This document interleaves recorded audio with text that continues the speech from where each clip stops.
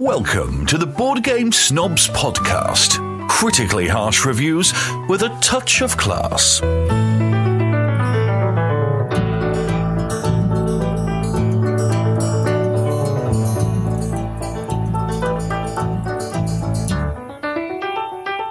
right, thank you for that, Nigel.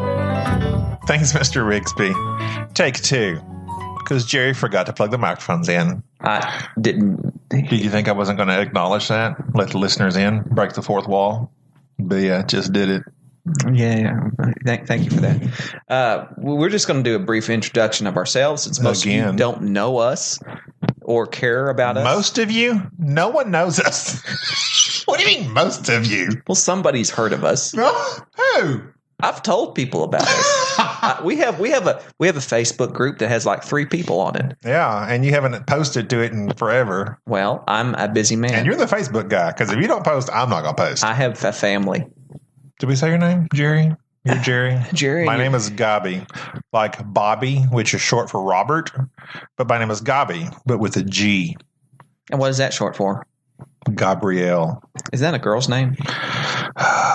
Apparently, in some cultures it is. But my father's from Chile, and they say Gabrielle. But I'm not Spanish in the least, as you can tell by the sound of my voice. I was born in Arkansas, raised in Oklahoma, married in Texas. Wow. Yeah. You're very diverse. Anyways, for our first podcast, we're going to do a brief review of the upcoming Portal Games release of First Martians Adventures on the Red Planet.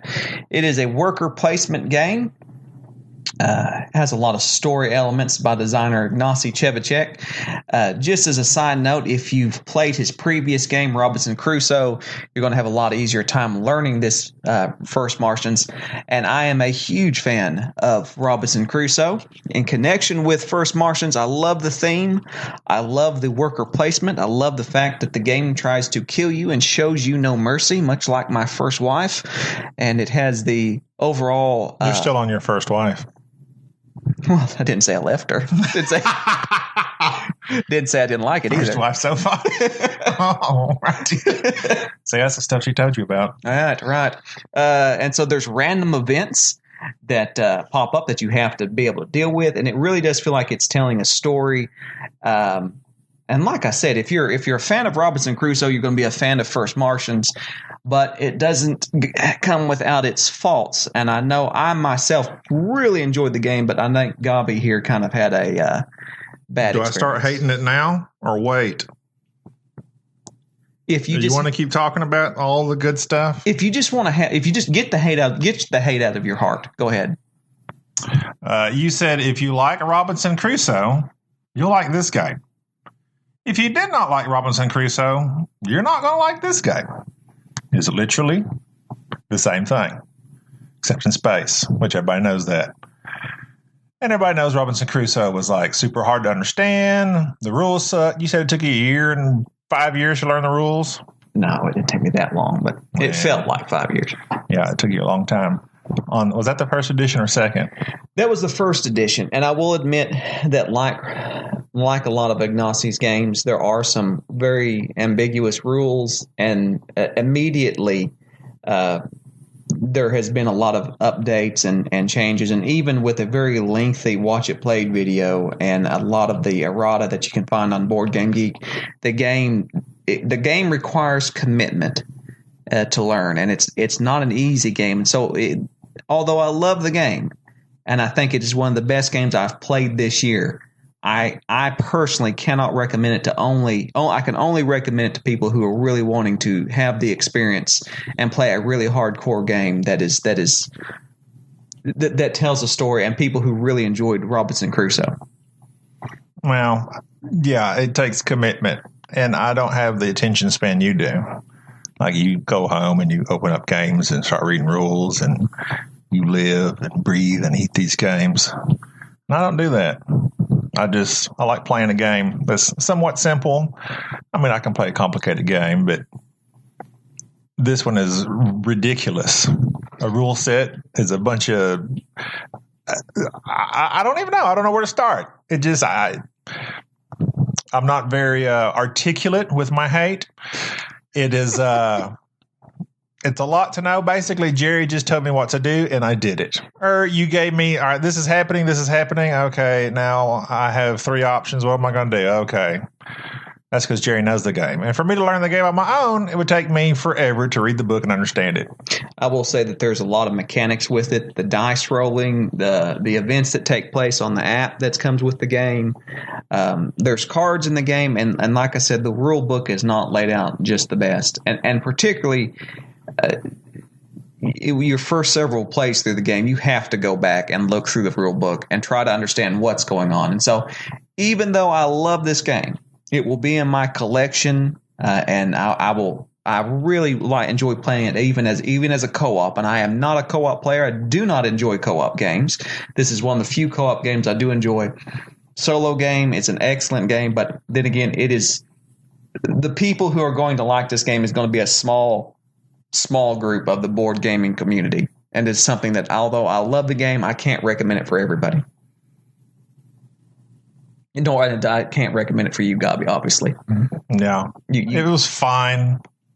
You telling me what to do.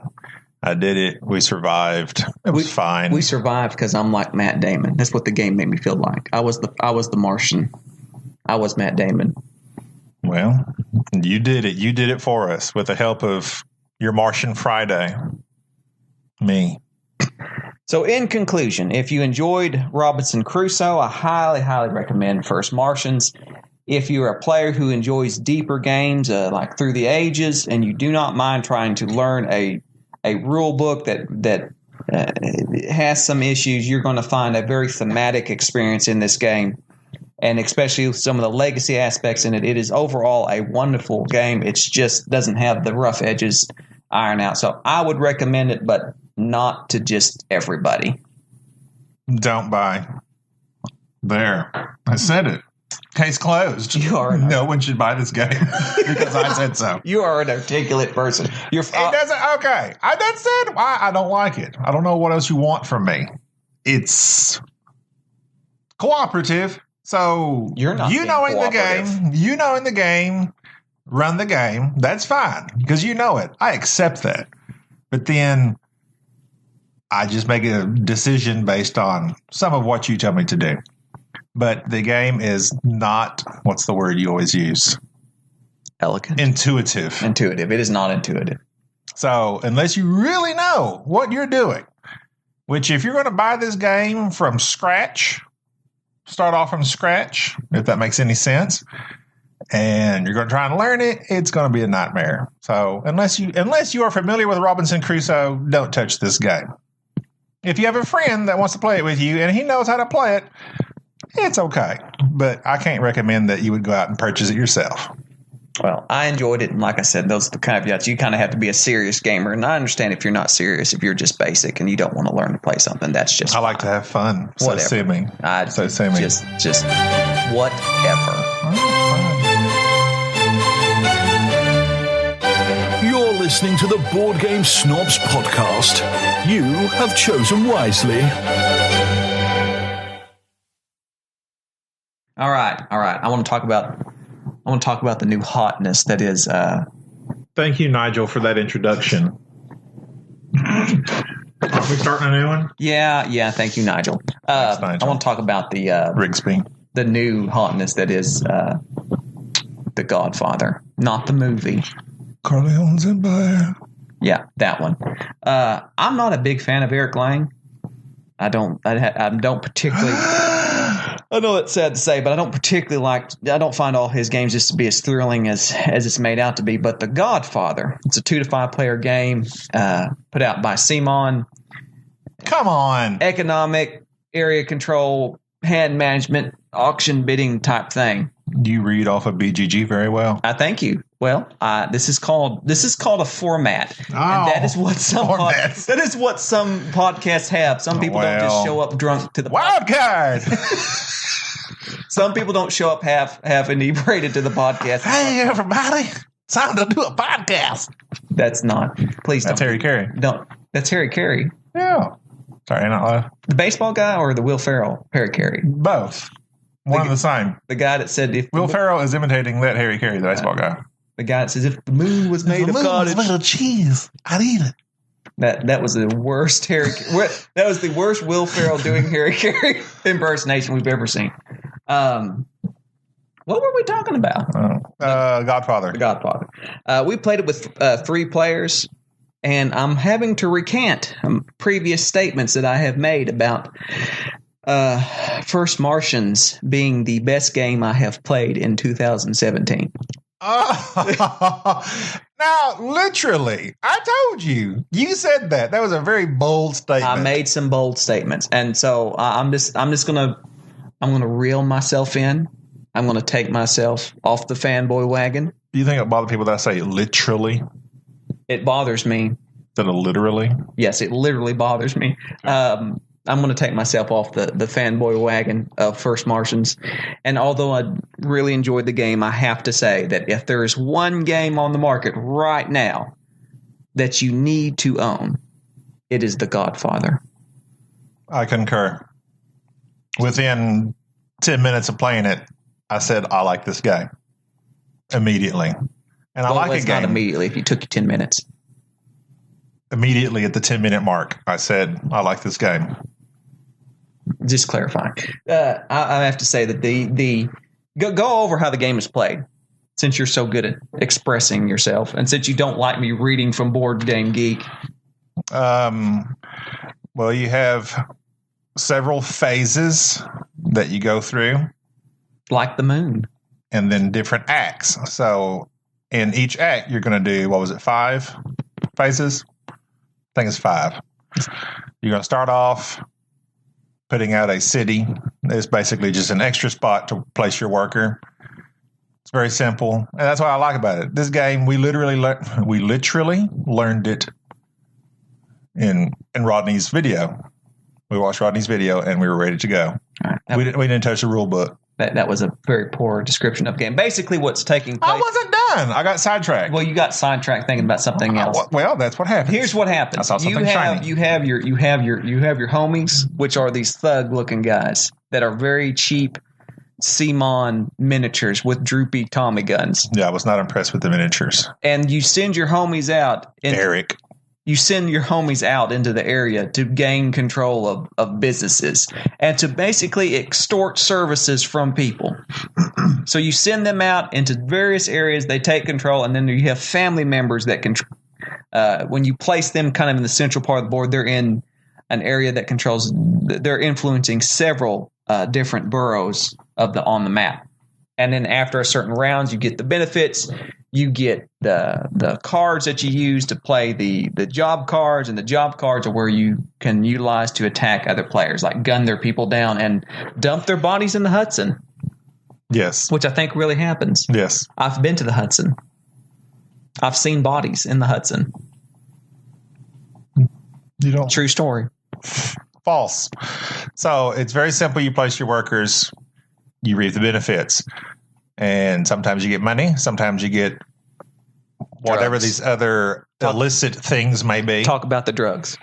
And you have alcohol. You have drugs, which is a wild card. You have blood money. And then you have a Tommy gun. Which blood money is different from regular money. Right. It's just a card that has money on it with blood coming off of it. And if you collect these things, it's basically set collection for the job. So a job may say you need 3 Tommy guns. Well, you collect those. Well, you completed the job, and then it gives you a reward. Yeah. But the 2 key mechanics that I like. So one, it's got area control. So if you're an area control person, this is going to make your brain tingle. It's got some worker placement. The worker placement aspect of it is nice because that's a mechanic most people can understand. The set collection, using those various cards to complete the jobs, that's nice. But what happens is the stress that comes about of storing your money. You launder. Did you say area control? It is area control. Did I say that? I don't think you said that. I said area. Well, maybe you did. I'm pretty sure I did. Okay. When you have to launder your money into your little suitcase. You have a hand limit, and at the end of every round, you have to discard down to that hand limit, which means at times you have too many cards in your hand, cards that you need, and you have to choose which ones you are going to throw away. And so being able to get money, launder said money, and then use that same money that would have been used for victory points later in the game in an auction where you auction this money secretively to purchase, basically bribe people. You're bribing the mayor, right, the chief of police, and various other people. Yes, you bribe. So you can collect all the money in the world, but you have to take a specific action to put it in the suitcase. And only the money in the suitcase counts towards in-game money. So that's what makes it difficult. Because that blood money doesn't count unless it's in the suitcase, just like in real life. Exactly. So what did you not like about the game? It seemed long. Are you kidding me? It seemed a little long. Did you know it wasn't long? I commented on how short it seemed. You have 4 acts, and once you've been through the first one, you know exactly how they go. Is bam, bam, bam. Maybe you want a shorter act? You want 3 acts instead of 4? I asked a question. Did it seem long? It was a foolish question. No, it did not. Okay. Well, for as big a game as I was expecting this to be, everybody's talking about it. I was like, oh, this is going to be like a several-hour game. But it was very quick, very easy. I mean, easy to learn. Quick and easy like hard you. to master. Really? Again? No. Like your mom? Will you quit talking about my mother? You said it! Either way. It's quick, easy to learn. Easy. Hard to master, as they say. Yeah, it wasn't hard to master. I believe I won. But overall, this is my near and far must have been difficult for you then because you lost that one. We're not talking about near and far. Well, that's another review. Okay. But so far, Godfather is the game that I enjoyed the most. You very prematurely, and I told you at the time, game of the year. That's talking about First Martians. Another poor First Martians. Game of the year. Oh, best game ever. I don't sound like that. And it was like the first big game we've even played this year, and you crowned it game of the year. We played big games. It's just I've been anticipating it. Yeah. Why are you hating on me so much? You've done 2 poor impersonations. One of Will Ferrell and Eric Gary, and now of me. Hey, everybody. If hot dogs were currency, I'd be rich. I don't know. You don't even know. I don't know what he says. Just stop it. But yeah, I think Godfather right now, if I had to give a blanket recommendation for any big game that is currently out that has a lot of hype, I must say I had to go to Godfather. I really enjoyed it. And it's one of those games that I think I could play multiple times in a row. I think it plays well with different player counts. It plays well with different types of people. Some people are more hardcore players, even people who are just learning the basic aspects of the game. It is all around just an excellent game. I mean, I would almost put it at Gateway. Like a gateway game. Gateway. You're not Gateway. It was very simple. That's the simplest game I've learned.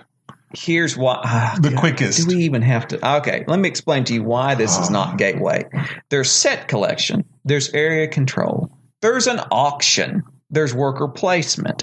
There are so many mechanics taking place. Once you get past 1 or 2 mechanics, it's no longer Gateway. This is a step up from Gateway. This is medium weight. Okay, touche. I accept. See? Yeah. See, I'm reasonable. You're humble. Something you don't know nothing about. That's what I love about you. Not your impersonations, but your humility. I appreciate that. You're welcome. Thank you very much. It's my Godfather. That's not the Godfather. And I've never seen Godfather. So the game didn't make much sense to me. But I mean, I get the general idea. Yeah, you're a mobster. I get it. It's not that hard to comprehend. This was a waste of money to get the Godfather IP. There is no Godfather in this game. This could have been a generic game of mobsters. I don't know. I'm sure they just an attention getter. An attention getter. But I do like the theme of it. But there is no. It could have been generic mafioso. Pretty much. So don't expect that you're going to be reliving the best parts of The Godfather, because it's not. It felt like to me, if I had to compare this game with something like Tammany Hall. Tammany Hall, an excellent bidding game, area control, worker placement game, except I love this thing better. As a matter of fact, Tammany Hall, I very much enjoyed it. Godfather killed Tammany Hall for me. I agree 100%. So if you're one of those old school Cherish players, this moment. If you're one of those old school players that like Tammany Hall, that sought it out, it's good. It was a good game. We played it just a mere few weeks ago. Yep. And I exclaimed that I like it, but just after 10 minutes of playing it. Yeah, Immediately. I liked it too. But this one is the exact same, but better. Except with gangsters. And you get blood money. And you can put people in the Hudson. And prostitution was missing from this. I guess they decided that drugs and blood money drugs and murder was fine. But prostitution, no, we're not going to go there. That's too far. That's too far. I like it when they keep it PG-ish. PG-13. PG-13. It's a PG-13 game. Buy. Yeah, buy it. Very nice. Keeping with that, with our taste in games, I'm a very cold-blooded, hateful person who loves to backstab people, and thus because of that, Game of Thrones, the second edition, is my favorite board game of all time. I enjoy seeing people betrayed and crushed. And betraying. You are usually the initiator. Yes. What is your favorite board game, Gaby? Well, that's a good question, Jerry. Recently, I think it's changed. And that possibly could be simply due to play amount. Is that the word? Play. Okay. It doesn't matter what the word is. Viticulture is my number one now. Why is that? It was Scythe. Are you a wino? I'm a Stegmaier loyalist. I loved Scythe. It blew my mind. But it was also like probably my first big game I played. No, it's not. Like you brought that over. Like that was one of the first. Like you had it was blinged out. The Kickstarter edition. You're mistaking big games with blinged. Just bling. A big game. What is all right? And it's also large. You're large. What is your definition of a big game? I am large. I don't know.